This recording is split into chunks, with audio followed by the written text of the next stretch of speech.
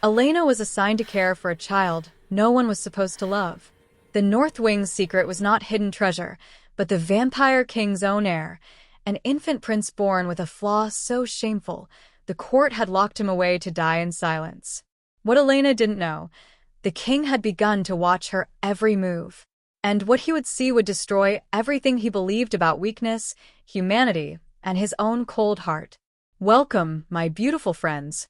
If you're hooked in and you're ready to enjoy this story, click subscribe and let me know in the comments where you're watching from because tomorrow I will be giving you another story just as interesting as this one. And you don't want to miss it. Now, let us begin. The north wing of the Draeger royal castle was silent at midnight, as it had been for 3 months. Elena carried fresh linens down the corridor, her footsteps muffled by centuries of dust the other servants refused to disturb. The torches here burned lower than elsewhere, casting shadows that moved wrong, twisted by drafts that whispered through cracks in the ancient stone. She couldn't afford to fail this assignment. Human maids who displeased the pureblood court simply disappeared, and her sister's apprenticeship fees were due in 2 months. The North Wing paid double precisely, because no one else would come here. She heard it as she passed the locked chamber, not a cry, but something worse. Silence breaking into a weak, hitching gasp. Elena froze, linens clutched her chest. The sound came again, thinner, desperate. Don't go near that door. She'd been warned. The locked room was forbidden, even to cleaning staff. Rumors in the servant halls spoke of a cursed child, a monster, a thing better left alone.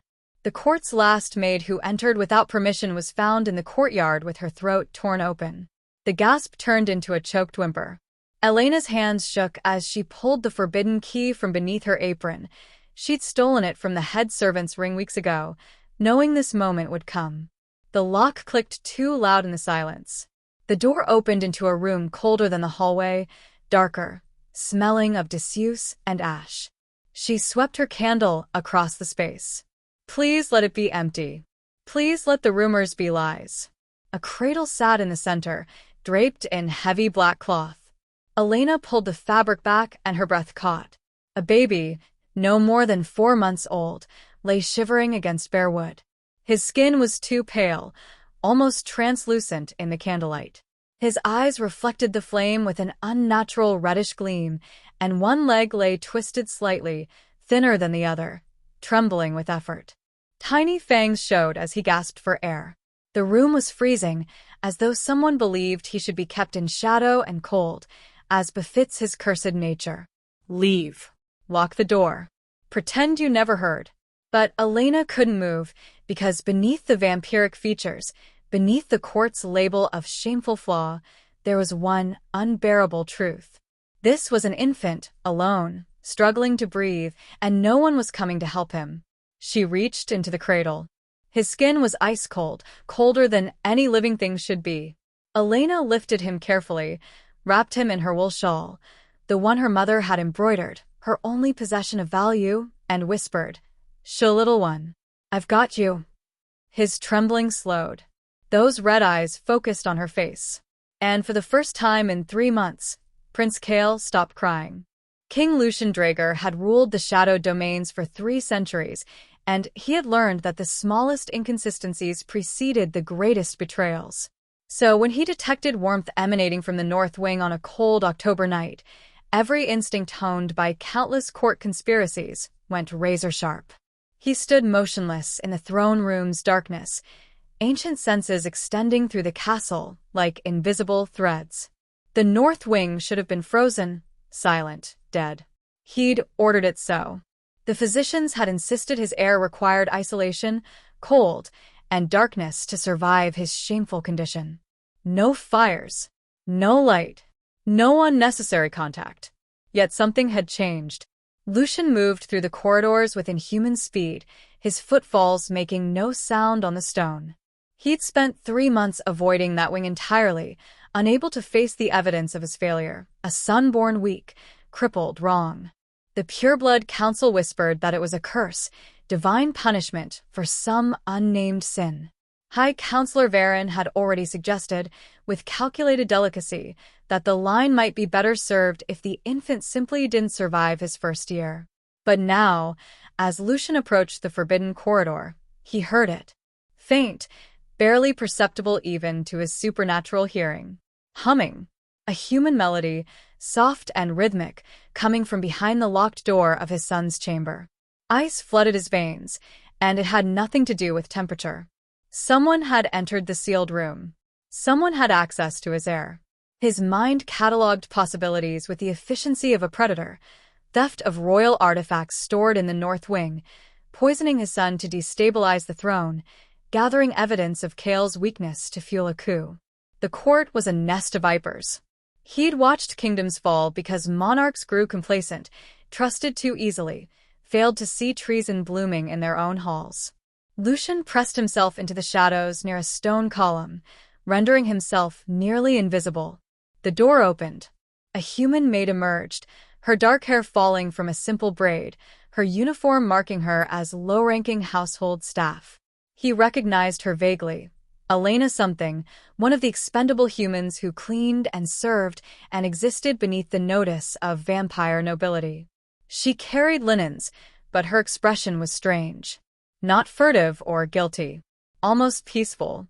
She locked the door with a key she shouldn't possess and disappeared down the corridor. Lucian's jaw tightened. How long had this been happening? What had she taken? What had she done to his son? The humming suggested comfort, even affection, but he knew better than to trust surface appearances. Affection could be performed. Loyalty could be purchased. And humans, for all their weakness, were remarkably skilled at deception when survival was at stake. He would watch her, track her movements, document her actions, discover who had sent her and what they sought to gain.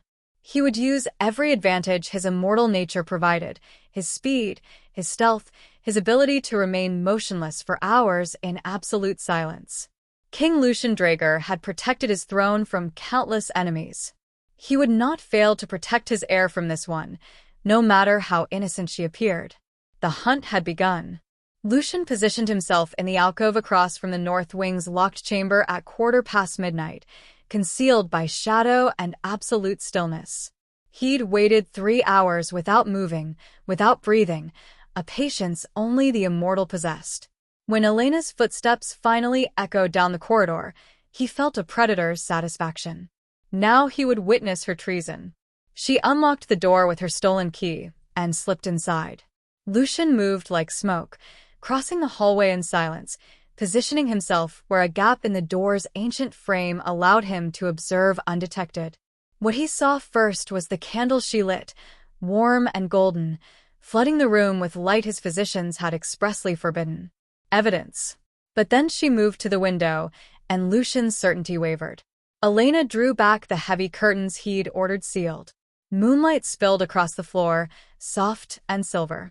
She angled the cradle carefully, adjusting it so the light fell filtered through a thin cloth she'd draped across the window. Not direct, not burning, but gentle. Kael lay in the cradle, and even from the doorway, Lucian could see his son's twisted leg, his too pale skin, his weakness. The infant's red eyes tracked Elena's movements. "There you are, little prince," she whispered, lifting Kael with practiced care, supporting his fragile body against her shoulder. "Let's get you warm." Warm. The word struck Lucian like a blade. Warmth was forbidden. The physicians said heat would damage his compromised system, that cold preserved what little strength he had. Yet as moonlight touched Kael's skin, the infant's trembling eased. His whimpering stopped. Elena sat in the room's single chair and arranged Kael on her lap, his weak legs stretched carefully across her knees.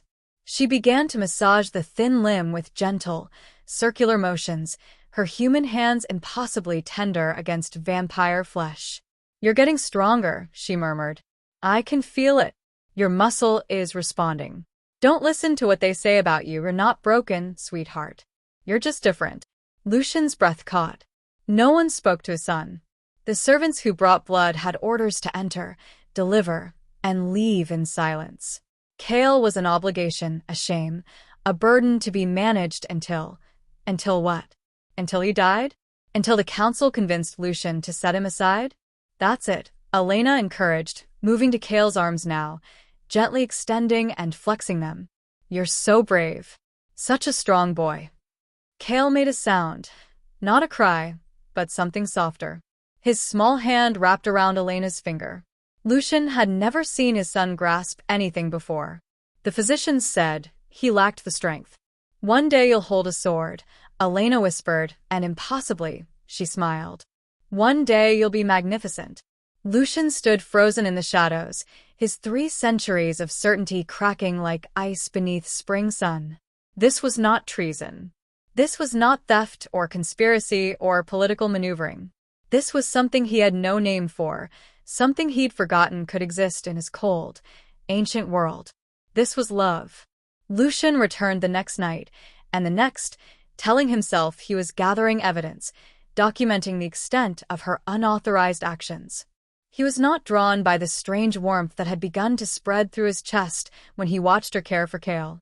He was not hoping to see his son's small hand grip her finger again. This was surveillance. Nothing more. On the 4th night, Elena arrived carrying something hidden in her apron pocket. She lit her candle, drew the curtains, and lifted Kale with the same careful tenderness that made something twist painfully in Lucian's immortal chest. But tonight, after settling into the chair with Kale cradled against her, she pulled out a small object wrapped in cloth. I made you something, she whispered, unfolding the fabric. A tiny horse emerged, woven from straw and scraps of wool, no bigger than her palm. Crude, simple, the kind of toy a peasant child might treasure. He's a brave knight's steed. His name is Moonstone because he only rides at night just like you. She held it where Kale could see, moving it gently through the air. The infant's red eyes tracked the movement. Lucian leaned forward slightly, his supernatural sight capturing every detail. Kale's expression was different tonight, more alert, less pained. Moonstone carried his knight across the Shadowlands, Elena said softly, making the little horse dance. Everyone said he was too small, too weak to be a warhorse. But the knight knew better. He knew Moonstone had the biggest heart in all the kingdom. She brought the toy closer, letting Kale's fingers brush the soft wool. And one day, when darkness came to threaten the people, Moonstone ran faster and braver than any horse before him. He saved everyone because being different doesn't mean being less. It means being special. Kale's hand wrapped around the toy's body. And then, impossibly, a sound emerged from his tiny throat. Not a whimper or a cry. A gurgling, bubbling noise that built into something Lucian had never heard before. Laughter. His son was laughing. Elena's face transformed with joy. Oh, you like him. Sweet boy, you like your horse. She bounced Kale gently, and he made the sound again, his small mouth curving upward at the corners. A smile, genuine and pure and absolutely radiant. Lucian's hand pressed against the cold stone wall, his fingers digging into the ancient mortar. 3 months. 3 months his son had existed, and Lucian had never seen this expression, had never heard that sound. He'd entered Kale's chamber perhaps 5 times, always accompanied by physicians, always viewing his heir as a problem to be solved, a weakness to be managed. He had never held him, never spoken to him, never brought him a toy woven with care and stories about bravery. His son's first smile belonged to a human maid with calloused hands and a wool horse. Not to his father. Not to the ancient and powerful king of the shadowed domains. The shame that flooded through Lucian was more devastating than any defeat he'd suffered in 3 centuries of rule. Lucian waited until Elena emerged from Kale's chamber, the stolen key turning in the lock, before he stepped from the shadows. She froze instantly, the color draining from her face as she registered the figure blocking her path. Her eyes widened with recognition and terror. Your Majesty, she breathed, dropping into a clumsy curtsy, her hands shaking visibly. She knew exactly how much trouble she was in. The key, Lucian said, his voice low and controlled. Not angry. Anger was for those who felt passion. This was the cold assessment of a king addressing a subject who had committed treason. Where did you acquire it? Elena's voice cracked. She swallowed hard. I took it. From the head servant's ring. 3 weeks ago. At least she didn't lie. You've been entering the sealed chamber, without authorization, exposing the heir to light against explicit medical orders, handling him without supervision. Lucian stepped closer, and Elena pressed herself against the wall. Explain your actions. He was dying, she whispered. When I first found him, he was dying in that dark, frozen room, and no one cared. The physicians determined. The physicians are wrong. The words came out sharp, desperate. Elena looked up at him with tears streaming down her face, but her voice steadied. Your Majesty, I know I have no right to question the court's wisdom. I know I'm nothing, just a human servant who should have obeyed orders and looked away. But I couldn't, because that child in there is not a monster or a curse or a shameful mistake. He's a baby who needs warmth and touch and light. Light burns are kind, Lucian said, but even to his own ears, the argument sounded weak.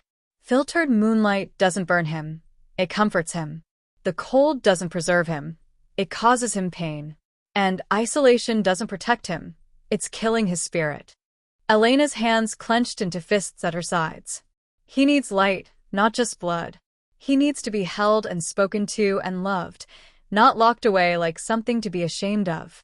Lucian stared at her, this fragile human who dared to tell a 300-year-old king that he was wrong. You've massaged his weakened leg.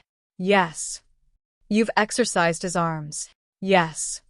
You've brought him toys. Told him stories. Elena lifted her chin, though her entire body trembled. Yes, Your Majesty. And he's stronger now than when I started. His grip is firmer. His breathing is easier. He can track movement with his eyes and turn his head toward sound. He laughs. Her voice broke on the last word. He's not dying anymore. He's living. Lucian had witnessed her methods for 4 nights. He'd seen Kale's responses, heard his laughter, watched him smile. The evidence was irrefutable. His son had improved more in 3 weeks under this maid's forbidden care than in 3 months under the supervision of the realm's finest physicians. Show me, he said quietly. Show me everything you've done. Elena's expression shifted from terror to cautious hope. She turned back to the door and unlocked it. For the first time, King Lucian Draeger entered his son's chamber not as a disappointed ruler, but as a father seeking to learn. High Counselor Varen had not maintained his position on the Pureblood Council for 2 centuries by being unobservant. So when King Lucian began visiting the North Wing nightly, when whispers circulated among the servants about the human maid who entered the forbidden chamber, when the king himself was seen emerging from that sealed corridor with an expression that could almost be called thoughtful, Varen paid attention. He positioned himself in the gallery overlooking the North Wing entrance on the 7th night of Lucian's new pattern. What he witnessed confirmed his suspicions and exceeded his most useful hopes. The king stood in the hallway speaking with a human, Elena Ward, a nobody from the lower servant ranks, and his posture held none of the cold dismissal appropriate for addressing her kind. Worse, he followed her into the heir's chamber and remained there for over an hour. Varen's lip curled. 3 centuries of pureblood dominance, and their king was consulting with a human about matters of royal care. It was disgusting. It was weakness. And it was exactly the opportunity he'd been waiting for. The next morning, Varen made his move. He requested a private audience, ostensibly to discuss trade negotiations with the Eastern Territories. Lucian received him in the small council room, and Varen noted immediately the change in the king's demeanor, less rigid, less cold, almost distracted. Your Majesty, Varen began carefully, there are concerns among the council. Regarding the heir. Lucian's expression sharpened. What concerns?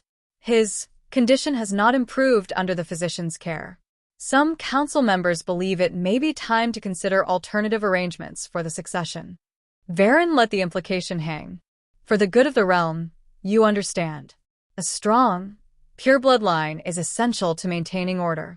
If Prince Kale cannot fulfill his duties. Kale is improving, Lucian said, his tone dangerous. Varen feigned surprise. Improving? The physicians report no change in his status. Unless… He paused, as if the thought had just occurred to him. Unless you've sought alternative care? I've heard unusual rumors, Your Majesty, about a human servant gaining access to the sealed chamber. The temperature in the room dropped. Lucian's eyes glowed faintly red. You will speak plainly, Varen. Very well. The servants whisper that a human maid has been handling the heir, exposing him to her influence, her methods, her contamination. Varen leaned forward. Surely, you see the danger. Humans are beneath us for a reason. Their weakness, their mortality, their inferior blood. If the heir becomes dependent on human care, what does that say about his fitness to rule purebloods? The Council will see it as proof of his fundamental flaw. Elena's methods are effective where the physicians failed. There it was, the king using her name, defending her. Better than Varen had hoped. Then the situation is worse than I feared, Varen said gravely.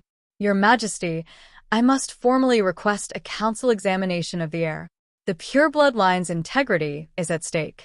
If Kale has been tainted by human influence, the council has a right, a duty, to act. The emergency council convened at sunset in the Grand Chamber, its vaulted ceiling disappearing into shadow, the ancient throne carved from black stone radiating centuries of absolute authority. Lucian sat rigid as the pureblood council members filed in, 14 of the oldest, most powerful vampires in the realm, their expressions ranging from curious to coldly disapproving. Varen had called this meeting, which meant he'd already secured enough votes to force it. Your Majesty, Varen began, his voice carrying through the chamber with practiced gravity, we gather on a matter of succession and the integrity of the Draeger line. It has come to the Council's attention that Prince Kale, who suffers from a congenital weakness, has been subjected to unauthorized care by a human servant. Furthermore, this human has implemented methods that directly contradict the wisdom of our court physicians. Counselor Theron, ancient and traditionalist, leaned forward. Is this true? A human has been handling the heir? Her name is Elena Ward, Lucian said evenly. And yes, she has been caring for my son under my observation and with my knowledge.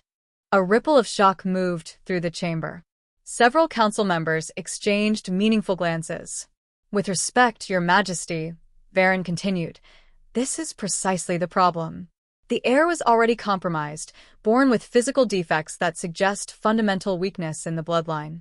Now he's been exposed to human influence, human methods, human contamination. How can he possibly rule over purebloods when he depends on the care of an inferior species? Elena's care has strengthened him, Lucian said, his voice hardening. He has improved more in 3 weeks than in 3 months under the physicians. Improved how? Counselor Mira demanded, her tone skeptical. Has his legs straightened? Has his weakness vanished? Or has he simply been coddled and comforted like a human infant instead of being properly conditioned for vampire royalty? Varen struck, while the doubt spread. I propose a formal examination before this council. Let us see the heir's true condition. Let the council determine whether he has been helped or further damaged by human interference. And let us decide, collectively, whether Prince Kale remains fit for the succession or whether alternative arrangements must be made. You propose to set aside my son, Lucian said quietly, dangerously. I propose we face the truth, Varen countered. A disabled heir dependent on human care is a liability this realm cannot afford. Our enemies will see it as weakness. Our allies will question our strength. And our own people deserve a ruler who embodies vampire supremacy, not one who required a human made to survive infancy. Murmurs of agreement echoed through the chamber. Lucian saw it clearly now. Varen had been building this coalition for weeks, perhaps months. This wasn't about Kale's health. This was about power, prejudice, and the old guard's fear of change. The council will examine Kale tomorrow at sunset, Varen declared. And the human will be present to answer for her actions. Lucian's hands gripped the throne's arms. If you harm either of them, we seek only truth, Your Majesty, Varen said smoothly. Surely you want the same. The grand chamber filled at sunset, every council member present, their faces carved from shadow and ancient cruelty. Elena stood at the chamber's center, holding Kale wrapped in her shawl, her terror barely contained. Lucian remained on his throne, but every muscle in his immortal body was coiled tight, ready. "Present the heir for examination," Varen commanded. Elena's arms tightened protectively around Kale. The infant sensed the hostility in the room. His small body had gone rigid, his red eyes wide. Counselor Theron approached first, his expression cold as he studied Kale. "The leg is indeed malformed. Thinner, weaker. A significant flaw." He reached out and gripped Kale's twisted limb, not gently. The baby whimpered. Elena flinched but held still. "And his color," Mira observed with distaste. "Too pale, even for our kind. Translucent. Sickly."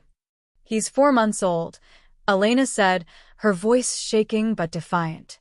"He's growing stronger every day." "Silence," Varen snapped. "You will speak when addressed human." He circled Elena like a predator. "Tell the council what methods you've used. What foreign practices you've inflicted on vampire royalty." "I gave him warmth," Elena said. "Filtered moonlight. Gentle exercise for his weak limbs. I held him and spoke to him, and—" "You treated him like a human infant," Varen interrupted. "You coddled weakness instead of allowing nature to take its course. You've made him dependent, soft, unfit." He turned to the council.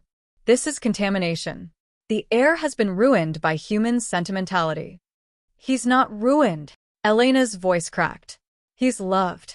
"Love," Varen said with contempt, "is a human weakness we cannot afford." He stepped forward, reaching for Kale. "The council has seen enough. The heir will be removed from this human's influence immediately, and—" Lucian moved within human speed, positioning himself between Varen and Elena. "You will not touch my son." The chamber went deathly silent. A king and council member stood inches apart, power crackling between them. "Your Majesty," Varen said carefully, "step aside. The council has made its determination." "No." Lucian's voice was absolute. "You will not take him. You will not harm her. And you will not use my son's uniqueness as an excuse for your political ambitions." Varen's expression hardened. "Then you force my hand." He lunged, not at Lucian, but around him, his supernatural speed carrying him toward Elena, with hands outstretched to rip Kale from her arms. Elena gasped and turned away, shielding Kale with her body.